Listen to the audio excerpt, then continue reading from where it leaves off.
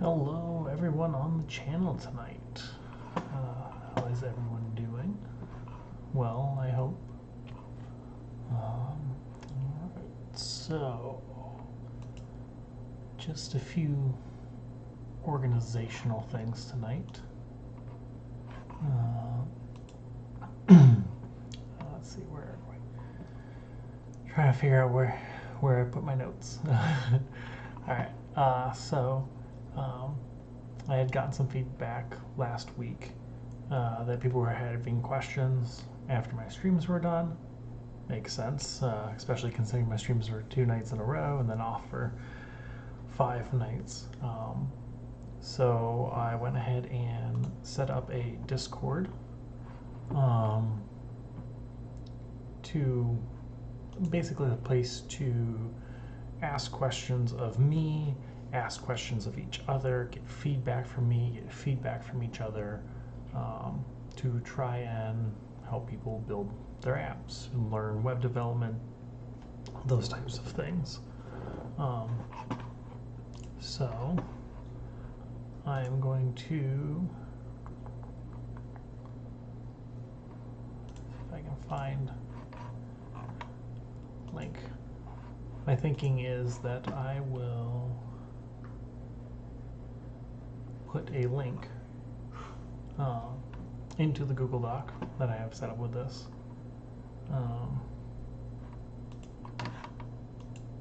So that if anyone wants to join, they can from there. Hopefully people are able to keep everything peaceful in the chat and friendly. If I need to get into moderation, I will, but hopefully it does not get to that point. We'll see. Hopefully it does not get to that point. I don't think it ever would. Discord chat.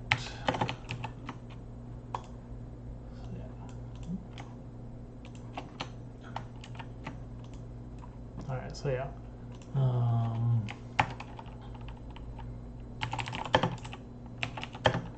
Join here for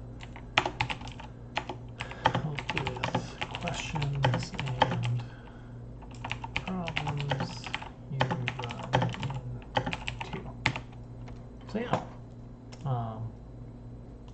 if you do happen to join it, I do have a channel, just a general one for just general chat. I have a help channel for actually getting help on things if you have questions about something specific, or just want me or someone else to take a look at your project and see what needs to be done. And then I also have an I made this channel for showing off things you've made, because it's always nice to get some appreciation for the things you've built. It's always a very nice thing to have. Alright, so that was the first order of business for this evening. Second, I do know some people are rewatching the stream on YouTube. That is awesome. That's why I put it up there. Sorry the second session took so long to get up. I was learning how to edit video, which is completely new to me. Not that I'm doing a lot of editing, but it's still completely new to me, so it took me at least a few days just to trim and upload the second video. So just like you, I'm also learning things and struggling with it sometimes, and you know, hopefully we all eventually get there, which is the point. Is learning is the point of all this.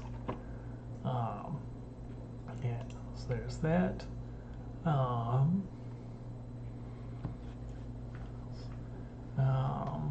Also, if you are watching the stream and not rewatching on YouTube, or even if you are doing both or whatever, and you find that you have a question, and you're like, oh no, I don't have time to ask this question, it's already moving on to the next topic. First of all, I'm sorry for moving a little fast. I tend to do that sometimes when I've got these ideas in my head and I'm just like, go, go, go. But please don't let that stop you from asking any questions. If I see you ask a question in chat, and there can be some delay sometimes. I think right now, I think there's maybe a 2-second, maybe 3-second delay, but it can get up around like 5-6 seconds sometimes. But if I see your question in chat and I've moved on, I'm going to go back. I will definitely go back. I will address your question. I will make sure it gets answered in a way that you find helpful.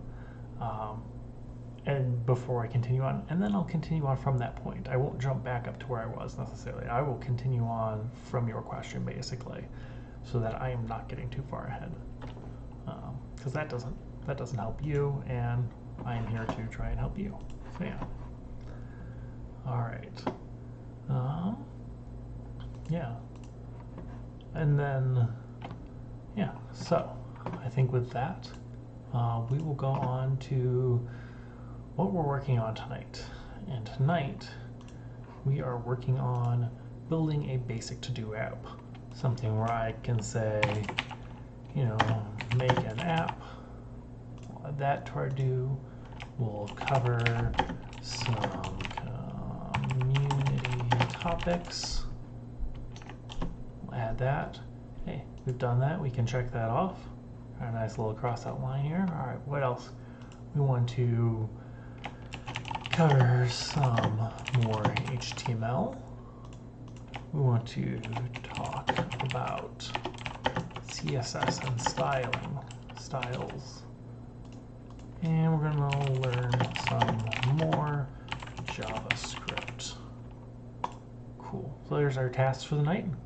This is what I'm going to be helping teach you how to build. If yours doesn't look just like this, that's perfectly cool. It would be nice to see some that look a little bit different. It's always fun to see what other people come up with. So if you have different fonts, different colors, different layout, that is awesome. That is always really cool to see. Yeah, really cool to see what other people come up with. All right. So with that, let's get into making this. So I already have this made for myself, and I will share. I'll do it this way.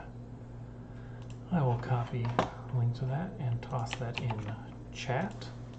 So if anyone else wants to see it for reference, they can.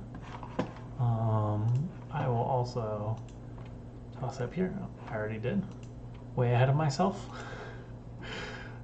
All right. So with that up there, I want to get rid of that. I'm going to rename some of these. So this is our goal, so that we can kind of start fresh and work our way there. So you can see what my process is to get to that point. All right. So at this point, we have an error, which is perfectly fine. We have no index.html, and we told Code Sandbox we were going to have an index.html, but we do not. So that is fine. So let us go ahead and we're going to create a new file. We'll call that index.html. All right. Should be able to refresh this. Blank canvas. Awesome.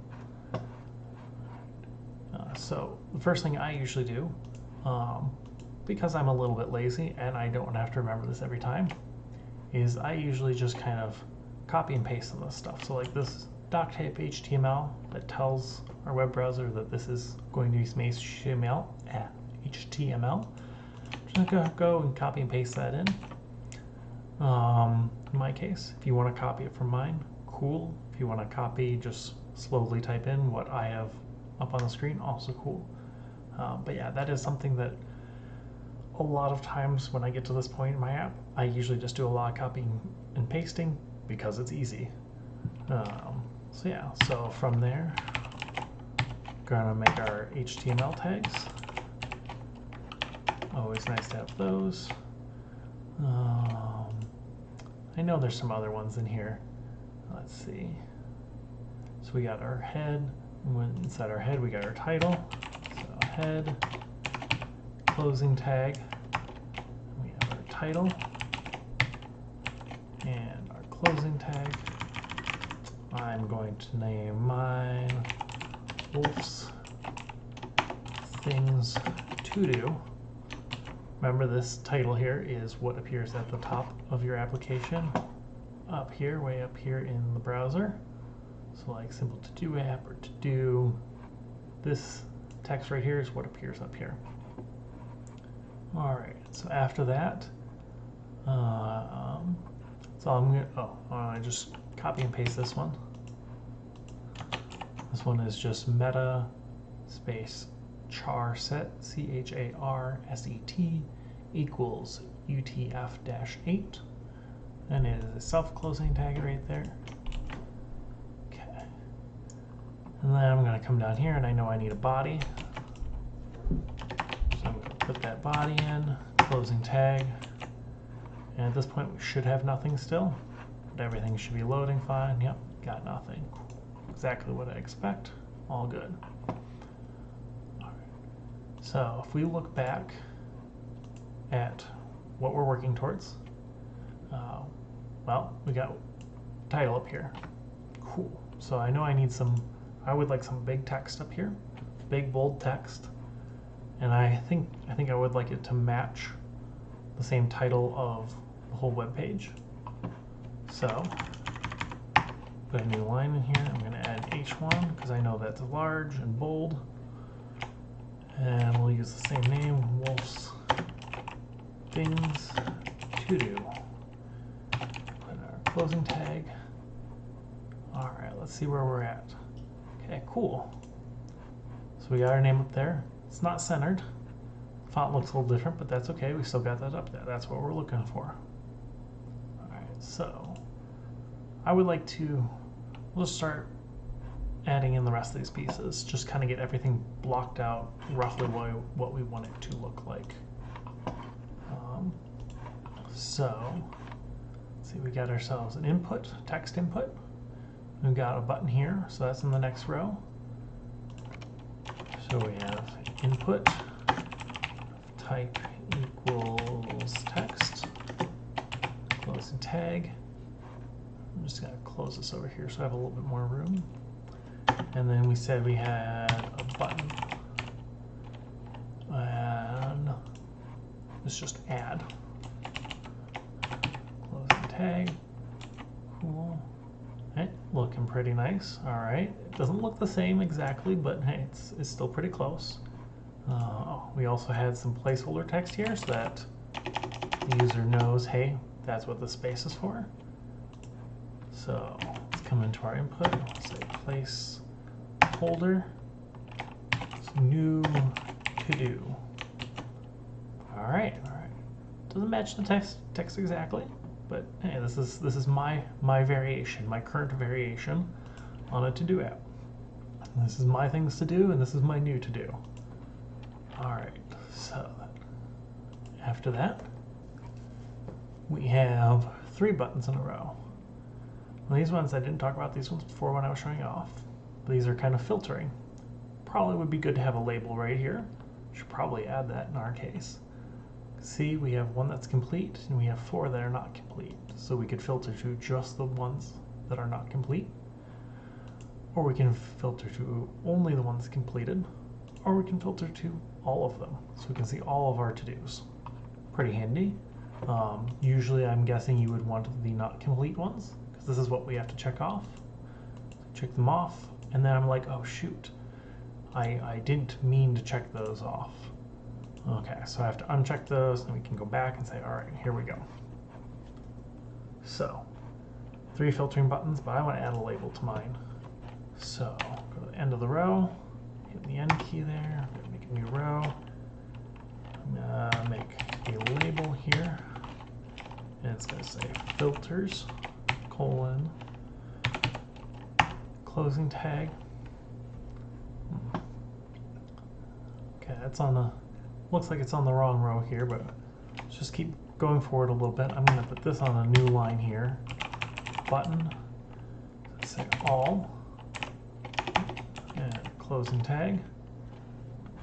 Still in the wrong row, but we're just going to copy and paste this here. I'm going to get all my buttons in first, and then we'll talk about maybe some styling here. So we got all, I'm going to call this not done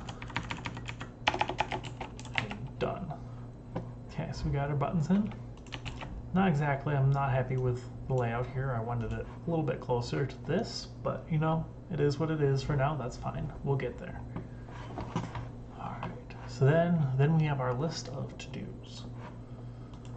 So just gonna make an unordered list, UL, closing tag. Now if you see, there's nothing really here because, well, I have no things to do.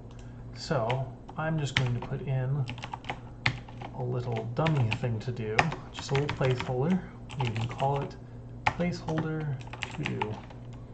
That way we actually can see how it's showing up on the screen, make sure it's the thing we want. Alright, so it's kind of close except for mine. Here I have checkboxes that I can click. I can check and uncheck these checkboxes. Things have bullet points, so we don't want that. So what we want is an input type equals checkbox. Got rid of our placeholder text there. Don't want that. Checkbox.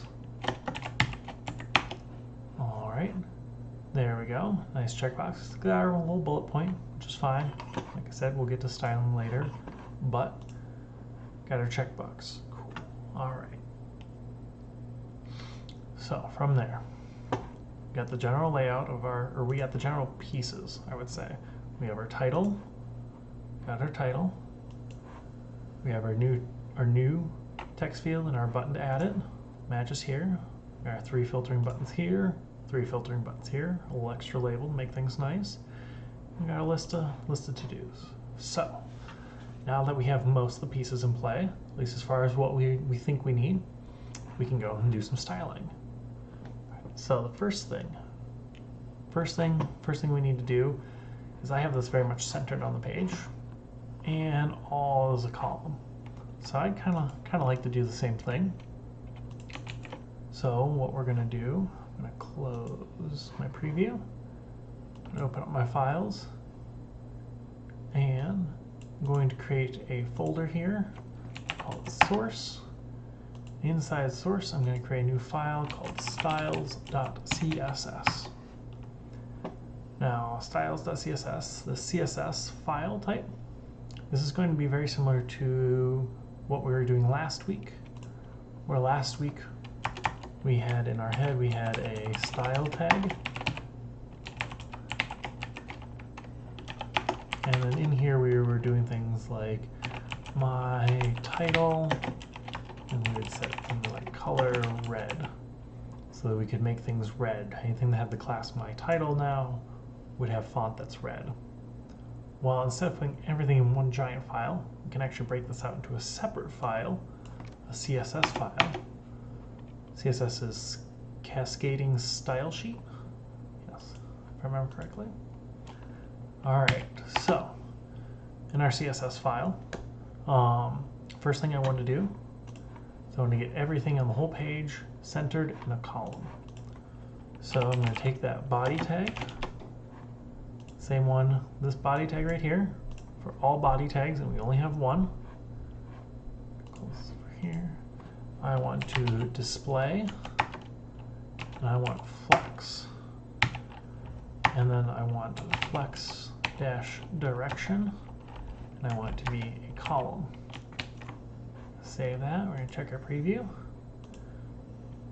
Refresh things. Doesn't work. We're like, okay, what's going on? Well, what we need is we need to tell our index.html about this styles.css. It doesn't know about it. We have to tell it about it, which is fine. So what I want here is this line right here. Paste it over just as a reference for myself, and I'll type it out as well. This is one that I actually pretty much never remember how to type this, and I have to look it up every single time. Yeah, pretty much every single time. All right, so we start with link.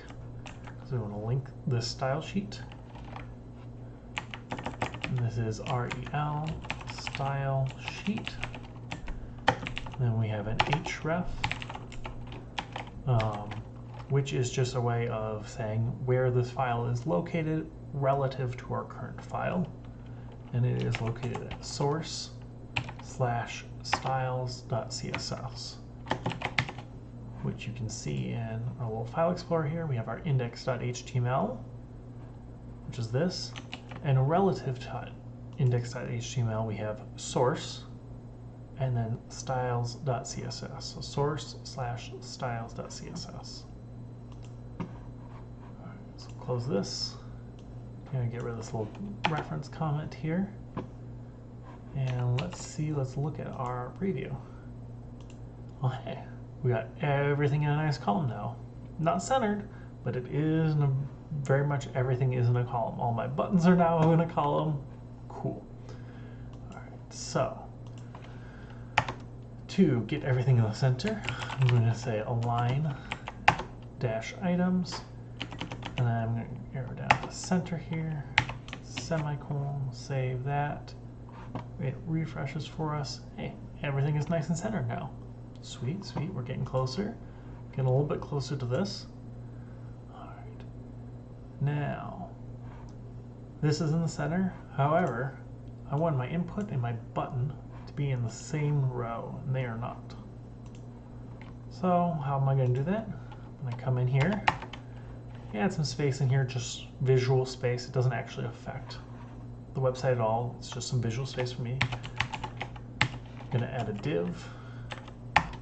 I'm going to, here, we will put this button and input. Make sure this button and input on the same line here. I'm going to indent them just visually. And I'm going to put my closing div tag. Refreshes. Hey, now we got our input and our button on the same line. Awesome, awesome. All right, next up, I would like the same thing for this filters label and all of the filter buttons. So I'm going to come in here, say div. Going to indent these a little bit. And all I'm doing to indent these two is I highlight them, I'm holding down Shift and arrowing through them, and I hit Tab or Shift Tab. That changes the indentation of all of them. Come down here and closing tag, and then I'm just going to add a little bit more space, just for me, visual space. Save that. All right. I'd say that's looking a lot closer. All right, we got title centered, we got our new to-do section, our filtering section, and then our list of to-dos, just like we have here. All right. So now that we have everything kind of ordered properly, I would say, the next thing is, you notice, well, I've got a bit of space around here. Space around that new, and everything here looks very crammed together, and I don't really care for that. So I'm going to come in here, add a class to this group right here, which is this input and button. I'm going to call this new-to-do group. New-to-do-group. Copy that. I'm going to come over to my styles. Dot new-to-do-group. This is a class. And I want to say margin. If I can spell correctly, margin dash bottom. And I am going to say one rem. Now, you might be saying, if you watch some of my other streams, Wolfgang, what is a rem? Never heard of a rem. I don't know what a rem is. That makes perfect sense. We've been only talking about pixels so far. Well, in web development, there are many ways to talk about values in CSS. So, pixels is one way. Pixels are very exact. 1 pixel on my screen is 1 pixel on your screen, basically. There are some exceptions to that, but generally it's 1 pixel is 1 pixel on every device. There is also a default font size on every browser. Typically that default font size is 16 pixels. We also have this other measurement here called a rem, REM, which is 1 rem is equal to that default font size. So if I were to say increase my default font size on my browser, because maybe I have a difficulty seeing most websites, I increase mine to 24 pixels. Well, then this 1 rem is equivalent to 24 pixels. It's a very nice way to say, I want these things all proportional to your desired font size. It's very handy with things like titles and button texts and little paragraph texts, because you can make them all relative sizes, and that way if your user likes really small font or really large font, they get to keep those relative sizes. So I will probably be working mostly in rem. It is a very handy unit to work in. There are a couple others as well that I don't typically use very much, but can come in handy. Just to list some of those out.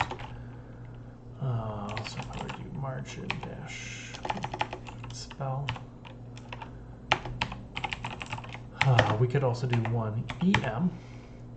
EM is similar to rem, but it is relative to its parent element. So if I said this div was at 2 EM and this input was at 2 EM, well, this input has 2 EM times the parent's 2 EM. So things can kind of get out of whack with that one. We also have VH for view height, which is the distance from the top of their browser window to the bottom of their browser window.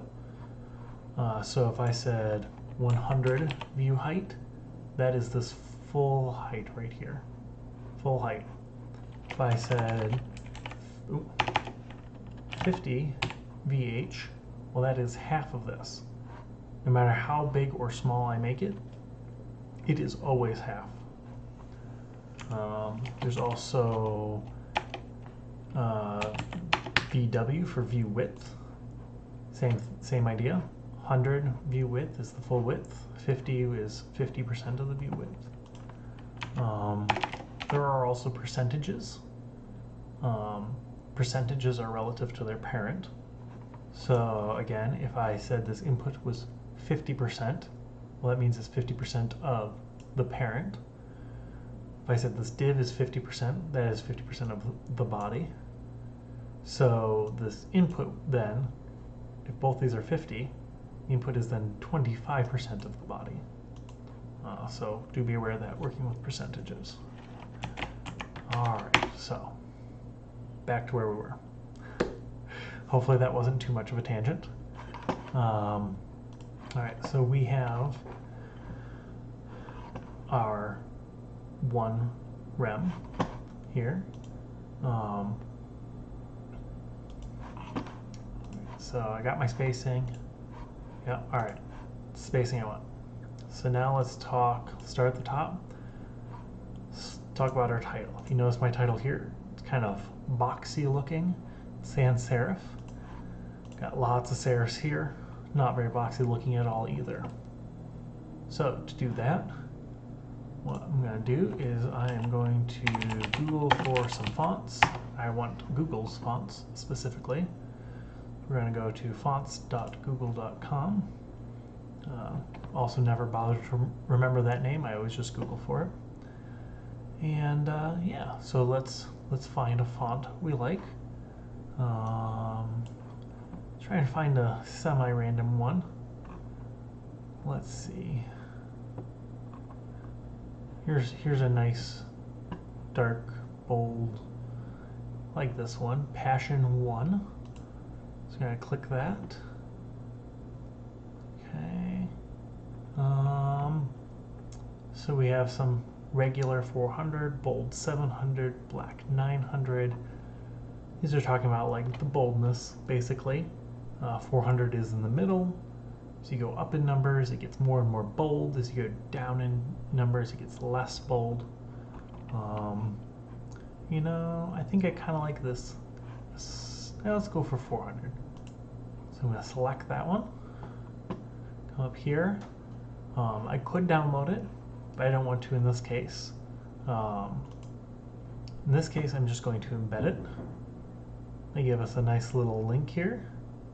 So I'm going to copy and paste all of this. I'm going to come back to my app. I'm going to come into my index.html, scroll up to the top, and after that meta, but before my styles, I'm just going to paste whatever they gave me.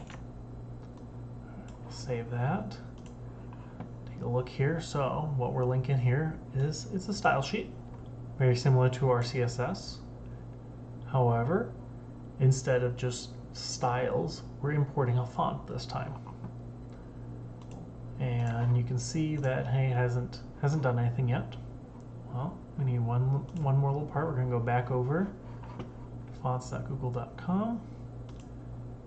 And it says CSS rules to specify families. So we need to specify the font family for our title here. So I'm going to copy and paste this, all of it. I'm going to, so it's on our H1, say H1, so squiggly brackets. I'm going to paste in what they gave me. Hey, would you look at that? Make sure save. If you aren't seeing it, save and refresh. Always double check. But now, hey, we got our new font up here, which is really awesome. Now you may be asking, it says font family singular here. We're passing in 2. Well, what's happening is we're saying, well, we would like Passion 1 as our font. However, if for whatever reason, say this website here that we have here, say this website goes down, or something goes wrong in general with the browser, and the user's browser cannot download those fonts, well, then I want you to fall back to cursive. You can put as many in there as you want. This cursive one that doesn't have double quotes around it, that is a default browser supported font. So every browser should support a basic cursive font. However, I do not want cursive there. I would like sans serif, because that's just the way I like it. If you want to see what that looks like, we can comment this out. Come down here, we'll add another font family that's just sans serif. So that's what it's going to look like if Passion 1 cannot load. You can also see what cursive would look like. It looks a little too goofy for me, which is fine. Goofy's fine. Sometimes I like goofy, but not in this case. Alright, so I'm going to just undo all that. Alright, so we got our new title up here. Is nice. Alright, so what is next? Next is this input, some buttons. Alright, well, I think I'm going to start with the buttons because we have 4 of those, and I would like them all to look the same, I think. You could always change them up. They don't all have to look the same, but for now I'm going to go with all the same. Excuse me. Alright, so I want all of my buttons to have the same style. I would like to add some padding to them. Let's see. The first number is the top in this case, so I'm going to say 8. We're going to do rem. So 0.5 rem, because our default is 16. 0.5 is 8. And then to the right of that, I'm going to say 1 rem, and on the bottom I'm going to say another 0.5, and on the left I'm going to say 1. Alright, so now we got some nice large buttons. They stand out. They say, hey, I'm a button, come click me.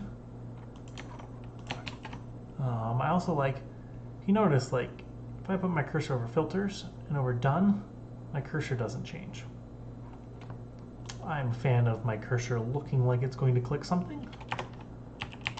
Come in here, I'm going to add, or no, not pointer, I want cursor.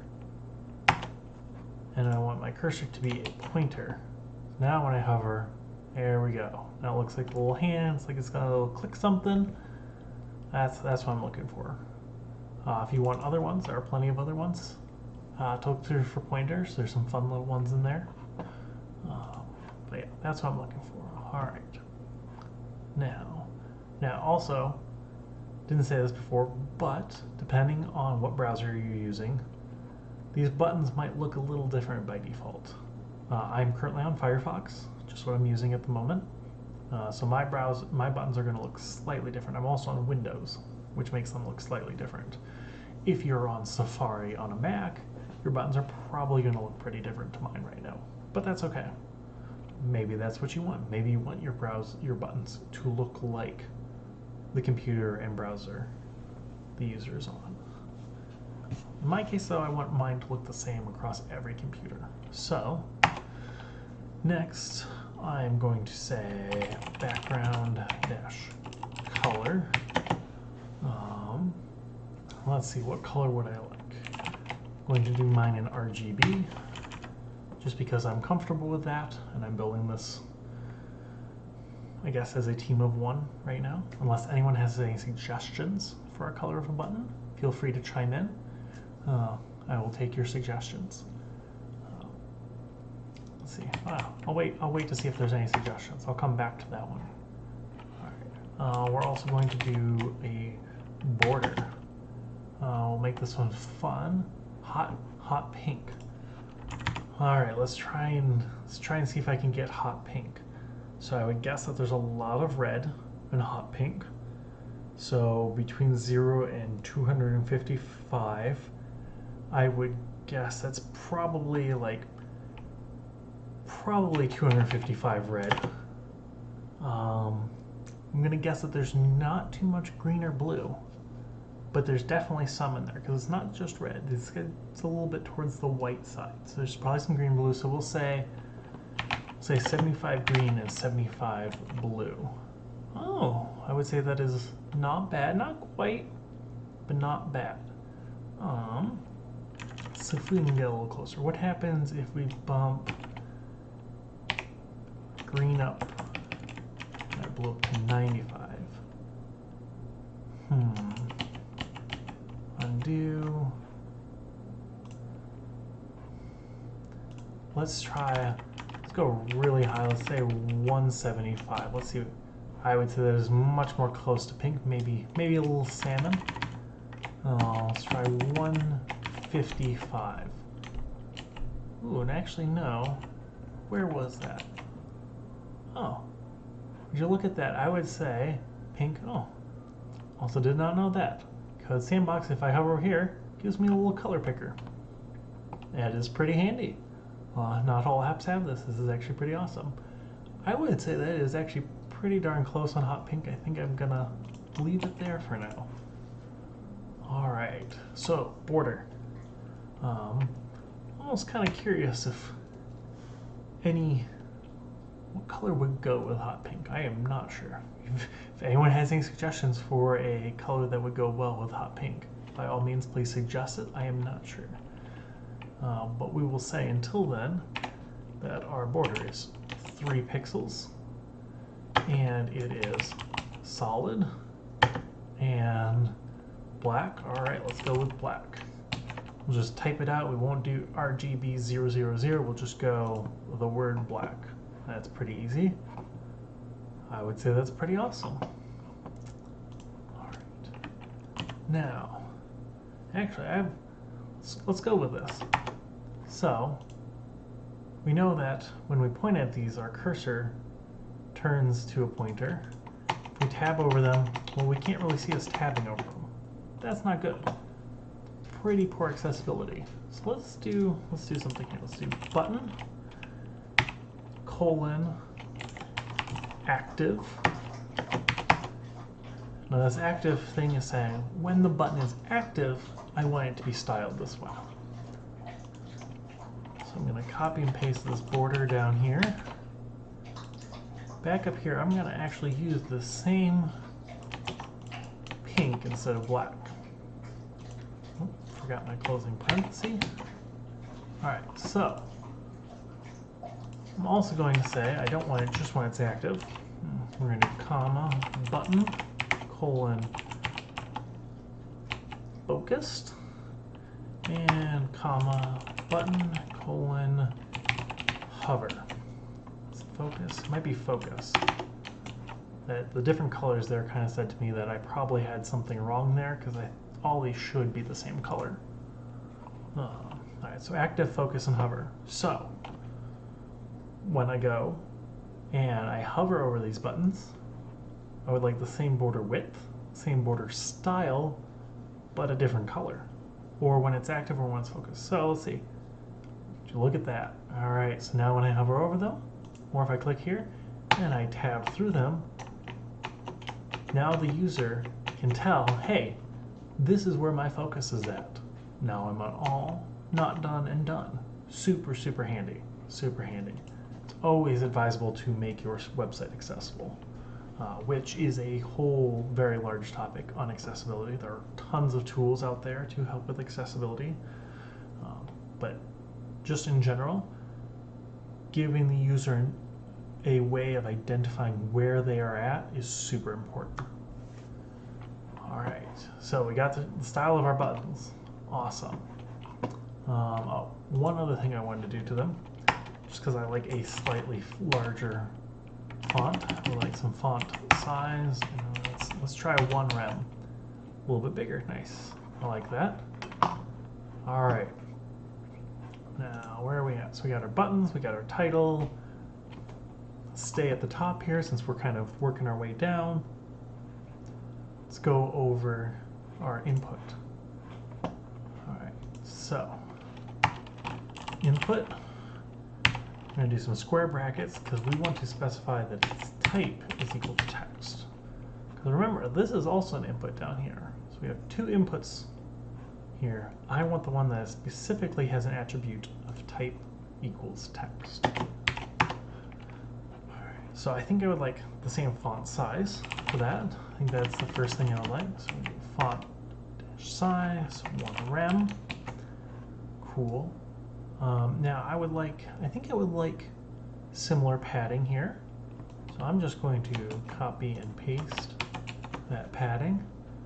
All right, I think they're basically the same size. I would say it looks like there might be a pixel or 2 different, but it's okay to kind of give some.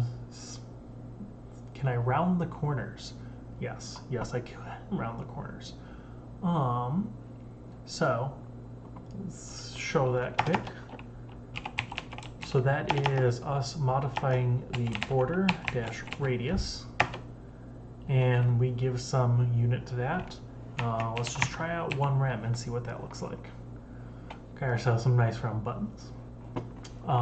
You can also do, if you don't want all of them that way, we can come in here and do border dash, what is it? Border dash top dash left dash radius. We'll say this is 3 pixels. And we say border dash bottom dash right dash radius. And we'll say this one is 12 pixels. So you can see we have a teeny tiny little curve rounded corner on the top left, and we got this big curve on the bottom right. Whether or not you want to do that, debatable. Especially when it comes to users using your website. Sometimes a round button, you're welcome. Happy I could show that one off to you. Happy I could answer your question. But yeah, so sometimes it's nice to have your buttons with a particular style, especially if you're trying to call something out. Maybe we want our add button to be a different color so that the user's eyes are drawn to it. The same goes for buttons in general. There is some research that says that having hard edges to your buttons actually helps your user identify them as buttons. That doesn't mean you can't add a border radius to your buttons and can't make them cool shapes. Doesn't mean that at all. What it's saying is that the user is more likely to notice that it is a button and something that they can click and that they can use when it is more square and has a harder edge. But I wouldn't let that deter you from making your buttons look interesting or giving them some character. Maybe that's actually a better idea in your use case, giving it some character. Kind of like this. We'll play with this a little bit more. There's some fun things. So CSS can be a little complex. I linked to MDN for some HTML stuff. If you see when I Google MDN, I get JavaScript, HTML, and CSS, and plenty of other stuff. If you want to learn other things web development, yeah, we got a button for that. Web Technologies tutorials. But we'll come in here and we'll look at our border radius, because I do not remember all the CSS that is out there, because there is just way too much for me to memorize. So as you can see here, here's what we were doing. But there's a bunch of other ones in here. So this same style I can give a bunch of different values to. And we can see what they do. So let's see, if I gave it 25% and 10%, you know, this interesting shape here. If I do 10, 30, 50, 70, I'm doing all kinds of weird stuff. 10/50 gives us an even different shape. You can see that slash there gives us some weird patterns. Some more weird patterns here. And now we're going real wild here. So those are just examples, but we can see, oh, there's also, so when you type border radius 30 pixels, what this is saying down here, these constituent properties, is exactly the same as typing out border dash bottom dash left dash radius 30 pixels, border dash bottom dash right dash radius 30 pixels, and so on. So if you don't want to type all these out, it is typically shorter to just write out border dash radius. So what it's saying here, if we do border radius 10 pixels, it is set for all 4 sides. Okay. If we do 2 values with a space in between, that is the top left and bottom right for the first one. The second one is covering our top right and our bottom left, so opposite corners. Interesting. If I do 3, I get the top left corner, the top right and bottom left, and I get the bottom right. Bizarre, but okay. I can do 4 values, space separated, and that is top left, top right, bottom left in order. And then we can start using the slash. So first is the first radius values, and then the second one is the radius. Not exactly sure what that means. Syntax of the second radius allows 1 to 4 values. Interesting. So this first one's kind of modifying things in a different way, it sounds like.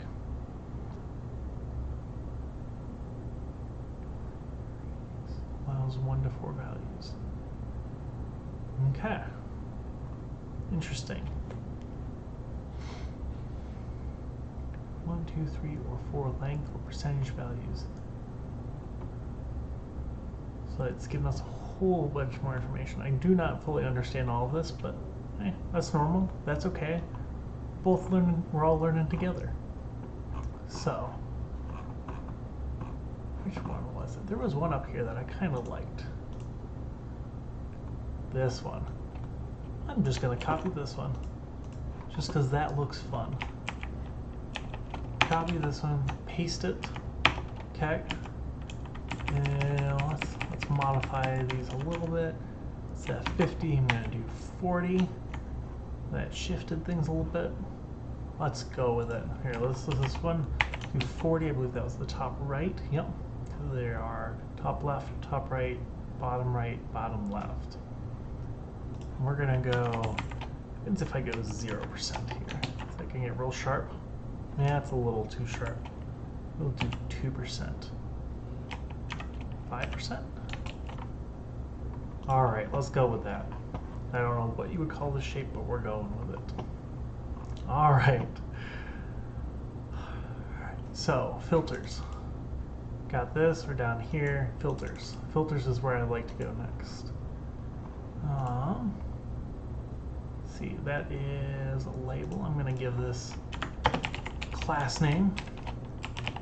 Filter dash label. Filters, plural. Filters label. Copy that class name. Come back into our style sheet.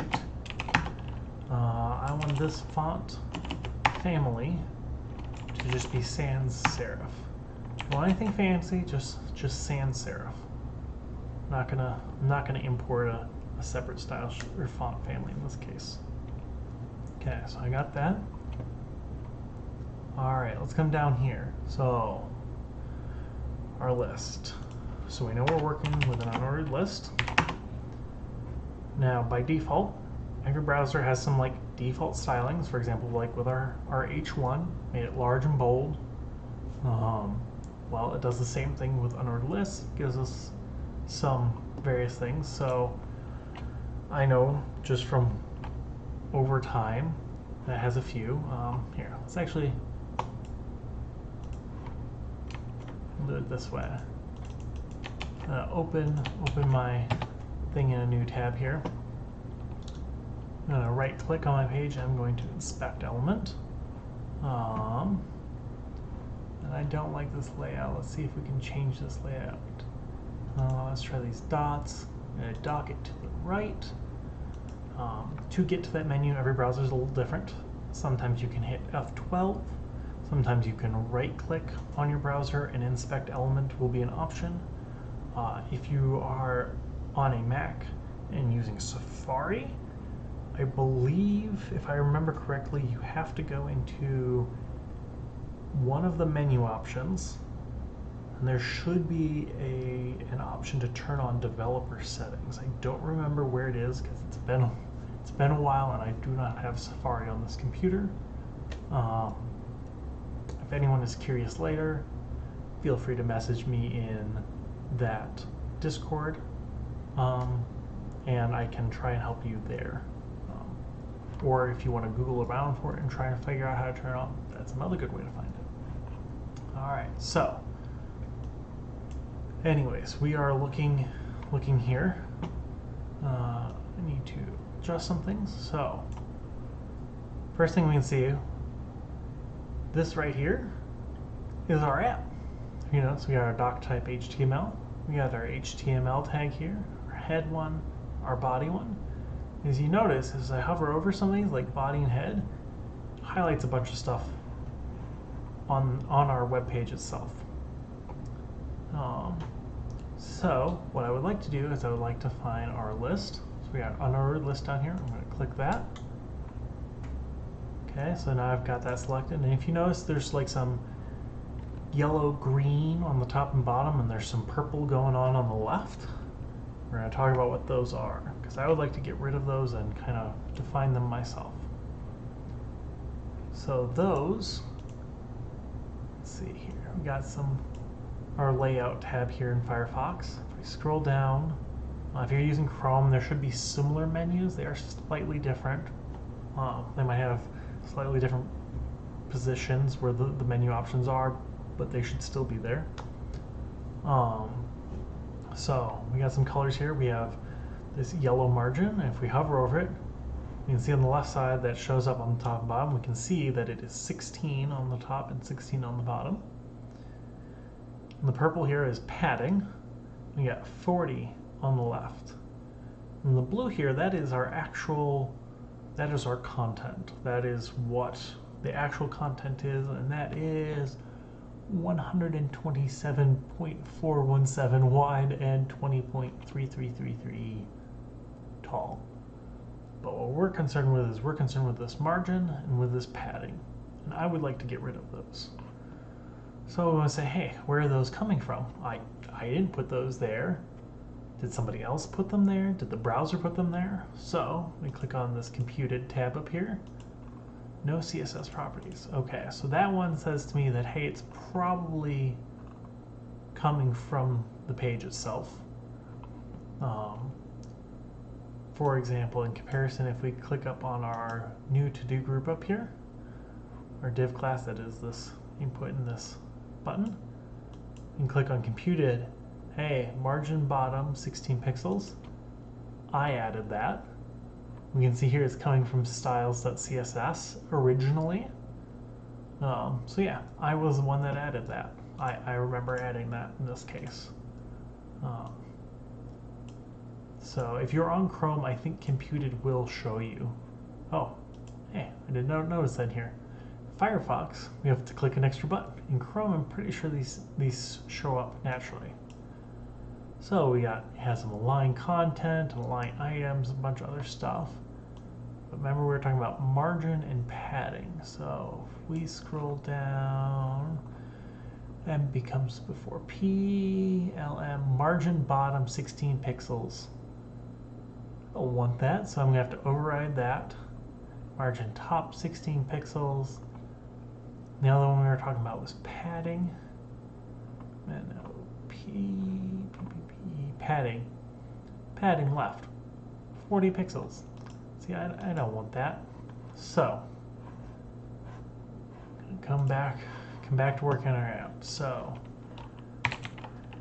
margin. I'm just going to set all of them to 0. And padding. I'm going to set all of those to 0. Alright, so we still got our dot. This one, probably some way to look it up in the same tools if you know what you're looking for.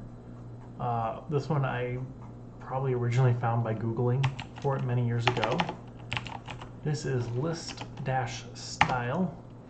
I want none. I got rid of our little bullet point. So yeah, list-style is for styling those bullet points. Could also have done, let's see what else. If I retype this, I should get some suggestions. Let's see. Come on, computer, give me some suggestions. Let's see. No? No suggestions? Oh well. I guess we could come back to MDN. List-style. Search for that. There we go. We can do things like squares or regular dots. But it looks like the dot is inside. We can do an image, an SVG image. So we got little rocket ships going here, or none. Gregorian inside, or is that, no, Georgian. Wow. Thinking calendars in my head. Georgian. I don't know what the Georgian does. Georgian outside? Well then, that must be a different character set. Is Georgian is my guess. Not sure what that means now. I'm kind of curious. Might have to look that one up later. Alright, but I don't want any of those. I'm going to use my little checkbox, the little like bullet point essentially, so I'm going to keep none. Alright. But I would like a little space there. So let's actually do, instead of 0 for everything, I'm going to do 1 rem on the top, and then I'm going to do zeros for everything else. So we get some extra padding on the top there. A little bit of space, well, not padding, it's margin, but space between our filters and our list. Okay, so getting close to 8 o'clock here. I think I'm probably gonna wrap up around 8. However, there's one last thing I would like to cover, and that is the styling of my to-dos. If we go back here, you can see that when I check them, I get a line through them, kind of a little extra visual indicator, not just the checkbox, but a line through it saying, hey, you are done with this. So let's take care of that. Now this one I have had to look up every single time I have wanted to try anything similar to it. So I'm going to go and reference what I have already done in this case, because it is a little weird. Alright, so I'm just going to copy paste this quick, and then I will talk about it. Alright, so what we've got here, we're going to say, hey, CSS, I want you to style something for me. I want you to style a label, but not the label itself. Use a little arrow here, just the same as the period, the shift period key on your keyboard. I would like you to style a child, a direct descendant of the label. So if this were HTML, I'm just going to do this inside of a comment here. We have our label, closing tag. We're saying don't style the label, style the direct dependent of it, and that direct descendant of it, sorry, not dependent, descendant. I want that to be an input of type equals checkbox. When that checkbox is checked, but I don't want you to style that input, no. I want you to style the span that is the sibling of that input, directly after it, the sibling. So after our input, we have a span. And I want to apply these styles to that span. So it is a label with a direct descendant that is an input of type checkbox that is checked. So when it is checked, that input's first sibling that is a span. Okay, so this is what we want this to essentially be. So we're going to come back in here. We're going to say inside that list element, because list element, or list item, sorry, list item, li. Inside that list item, this is the HTML we want inside of there. So I'm going to do placeholder to do here. Maybe get rid of this old one. Okay, so we got our new one here that now has a label, an input, and a span. So, got that set up. Save this. So now when I check this, there we go. Puts a, oh yeah, the line through it is a text decoration of line through. So when it is checked, we get a line through it. When it is unchecked, no line through it. If we want to do other things just to make it a little more visible, we could say color gray maybe. Maybe we want it to be a little bit lighter so it kind of fades out. Let's put a second one in here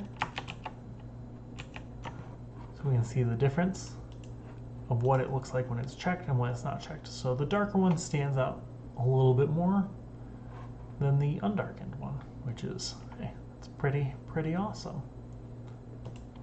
All right, and get rid of my little, you know what, actually, I'm gonna cut that out.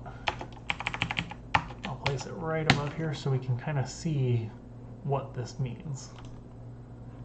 Just some little decorations. This gets styled. All right, just kind of note, just in case anyone is unfamiliar with what this means, this is what it means. All right, so got our title, got some stuff here. Can't add it yet, can't do any filtering. We can toggle these, we can manually add and remove them. But hey, we got, I would say we got 2/3 of the way towards our goal. I'd say that's pretty good for an hour. Yeah. Tomorrow night, we'll pick up where we left off. We will, we covered some more HTML. We talked about CSS and styles, which leaves us with learn some more JavaScript and make the app.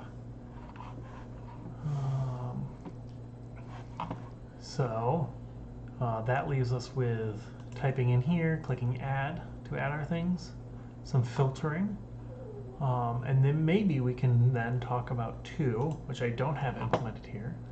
If we have the time, we can go through what happens when I refresh the page. Do I lose all of my to-dos? because that would kind of suck. You don't want to lose all of your to-dos just because you refresh the page. It'd be nice to be able to reopen it, say it's on your phone or whatever, reopen it and still have your list of everything, and close it and reopen it and still have your list of everything. So we will go over that as well.